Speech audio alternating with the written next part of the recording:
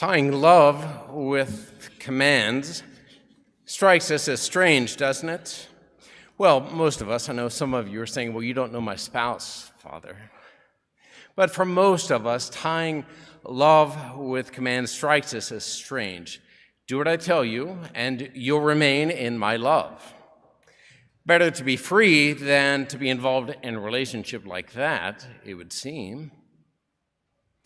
But when you were growing up, were you ever asked to do something unpleasant? Something you reluctantly did? I mean, who wasn't, right? From being commanded to eat this food to doing this chore. But did you ever find that the command you initially resisted actually became a source of joy? I have noticed that with food, yes, I wouldn't have eaten that I appreciate now.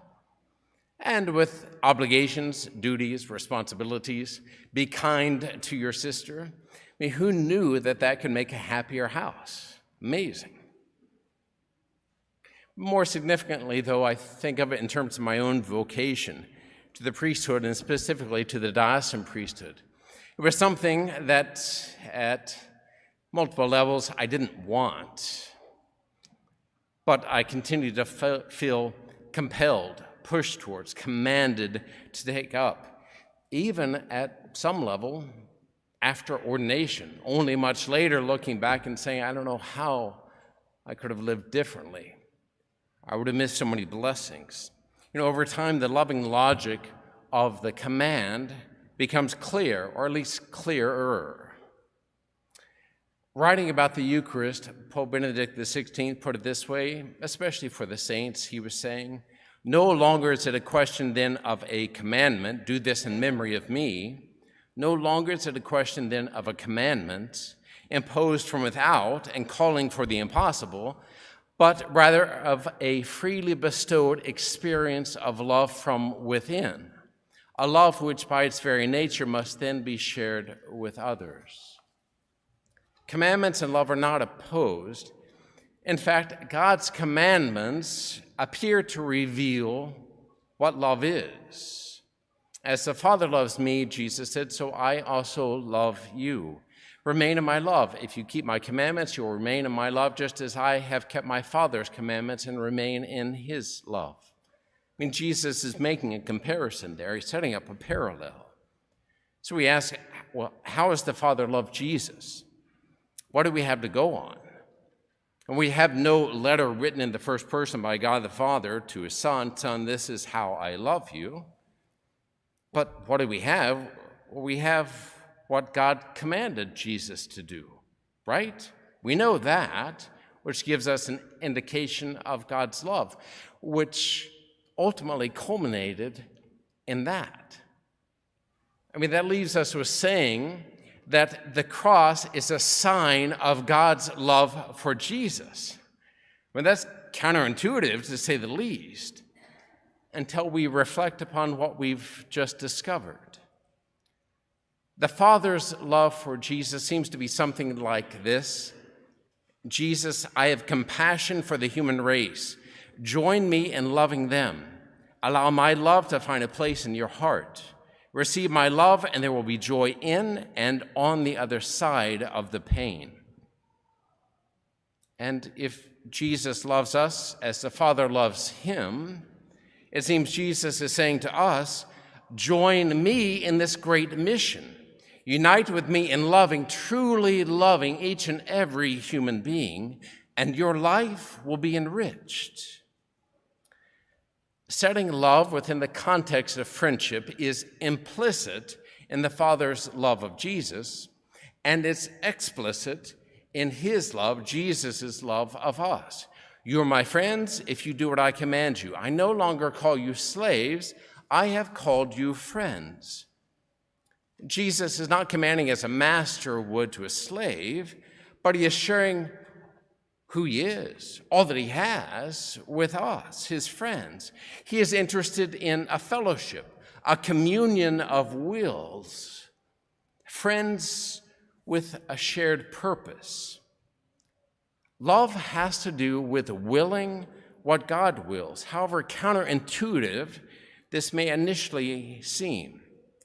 We stumbled across this at the school mass this week. Love appeared in the gospel that day too.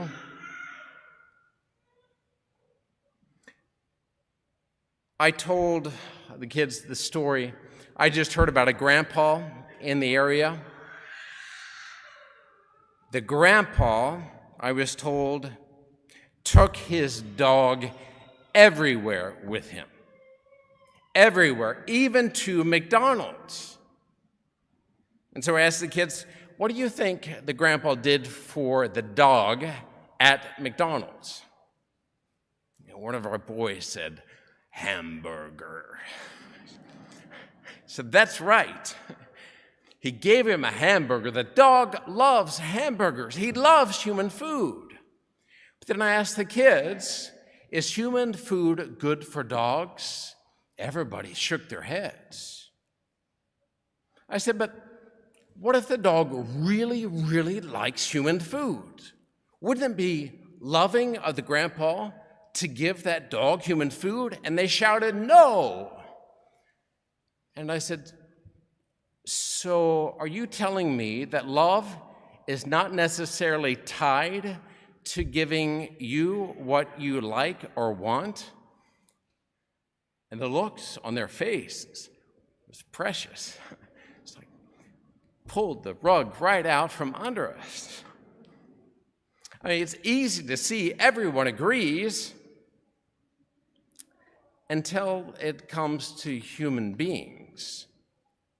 From God's creation of human beings as male or female, to the lifelong commitment of spousal love between a man and a woman, to sexual intimacy being ordered towards procreation and abstinence being fitting otherwise, from parents deserving honor, children, a home life of faith, love, and discipline, and immigrants and the elderly deserving tender care, from co-workers being owed compassion to forgiveness being due to everyone, from the earth's resources being created to enhance the common good, to their not being given to be worshiped or hoarded or butchered. And if not the rainforests and coral reefs, then much less may we butcher someone's good name or reputation or a child in the womb. Love is clearly not God's slogan. Love is not a term awaiting content. It's not a word waiting to be defined. Love has become a human person and has commanded us to join him in loving humanity and God himself according to what we are and according to what he is. That's love, and that's the source of joy.